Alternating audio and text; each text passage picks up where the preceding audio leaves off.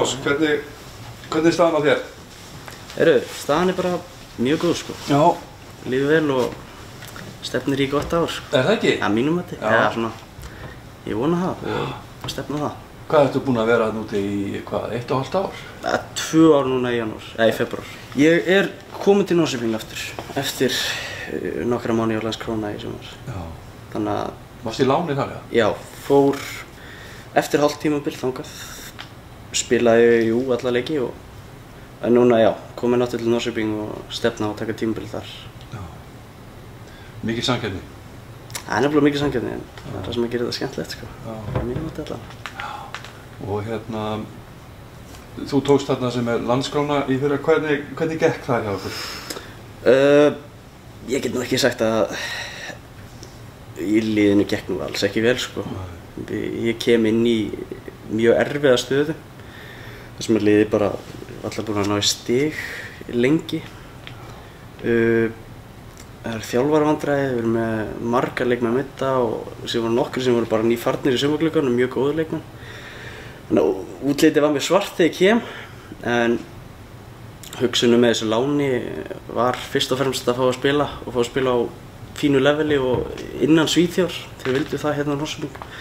Myndi ná að sína mig innan Svíþjóðar og fer þangað og þeir eru mjög sáttir með mig. Þjálfarinn fyrir viðtal og talar að ég sé besti hægri bakvörður deildarinnar og eitthvað svona skemmtileg hvatning sko, sem maður fær. Og eins og ég segja, að spila allar mínútur var bara mjög stór partur af þessu liði. En gengið var ekki gott sko. Við enduðum á að falla og vorum í erfiðleikum. En fyrir mig þá var þetta klárlega rétt ákvörðun sko. Fara að fá mínútur og innan Svíþjóðar náttúrulega gefið mér mikið í samkeppnin í Norrköping. Að þeir þekkja vel til að fylgjast vel með þessu líka. Segðu mér hvernig deildin í Svíþjóð, fyrir þá sem maður veit ekki hvernig þetta spilað. Hvenær byrjiði að spila? Deildin sjálf byrjar í byrjun apríl og er fram að svona miðjum nóvember. Það er deildin með stuttri pásu í júní. Þá stoppa að taka smá frí svona yfir hásumarið. Ég veit ekki alveg af hverju þeir gera það, en það er mjög fínt sko, fá smá svona bríð þér sko. En bikarinn sjálfur byrjar alltaf í febrúar. Þannig að við spilum lítinn riðil þar fram að móti. Síðan úrslitaleikirnir þarna oftast miðjan apríl, kannski lok apríl. Þannig í raun og veru það eru keppnisleikir allt frá miðjan febrúar fram í meðan nóvember. Og hvernig, þið farið út núna? Er þið með einhverju aðstöðu til þess að æfa? Það er svona eina ástæðan af hverju allir eru bara heim yfir jólin. Þeir nenna ekki að æfa út í kuldanum. En við erum með eina litla höll sem er, hvað ætlum að segja, 1/5 fífunni, pínulítil. Síðan erum við með svona líkamsræktarstöð líka. En síðan þeir æfa eins mikið að geta úti, en ef það er snjór þá bara sleppa þeir í og við förum bara inn í einhverja tekníka. Eins og gert hérna hjá okkur? Já, þeir gera það í staðinn sko. Þannig að ég mæti núna út í janúar, 4. janúar. Tökum eitthvað próf, svona hlaupapróf og liðleika og styrkleika og allt þannig.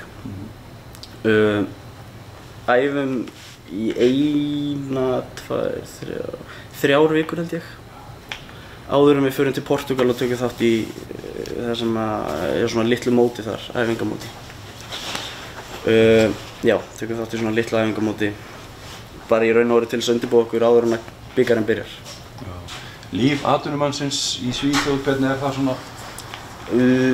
Æfirðu 2 á dag eða? Það er eflaust öðruvísi milli manna sko, en hjá mér þá, ég reyni að æfa, ég æfa náttúrulega fótbolta á mótnana og oft styrktar æfingar með liðinu og síðan svona tek ég æfingar sjálfur bara þegar að ég hef orku til þess.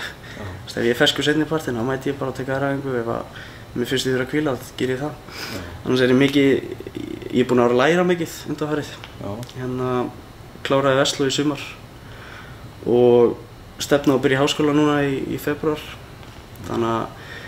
Og síðan er reynda pabbi líka mikið hjá mér, þannig að við erum alltaf bara eitthvað Ég veit ekki, kaffihús sem að gera ekki neitt í raun og veru. Já. Það svona, já.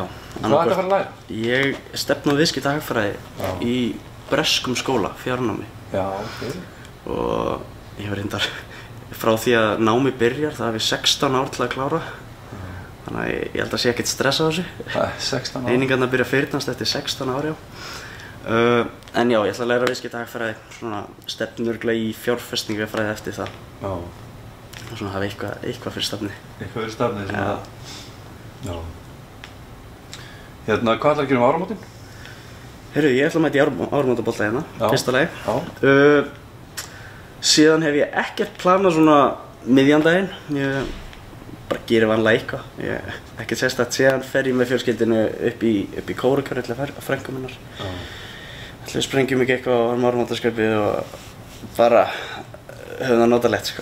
Áttu von á því að áramótaskaupið verði svolítið skemmtileg svona þetta árið? Það er nú búið að vera svona sprengju núna, sko. Já, menn eru búin að vera að hendi í bombur hér og þar, sko. Þannig að ég vona að það verði gott, sko. Hérna, örugglega þurft að endurskrifa senastu daga einhverja sketsa. Er pappið þinn svona svolítið villtur í þessum flugöldum? Pabbi? Eða er þetta þú kannski, eða? Það var ég, sko. Og pabbi hefur alltaf verið svona, hann tekur þátt. Honum finnst þægilega að vera með í vesuninu eða gerist eitthvað. Heldur hann að vera fyrir utan það. En hérna, en síðan er þetta aðalega bara ég og litli bróðir minn eitthvað að vesuna, sko. Hann drífur þetta áfram og ég fæ að taka þátt. Þetta er mjög gaman, hérna, svona, þetta er skemmtilegasti tími að fá að vera heim yfir jólin og áramótin. Alvans, takk fyrir spjallið. Já, takk hérna. Og gangið þið rosalega vel. Já, takk fyrir það. Takk.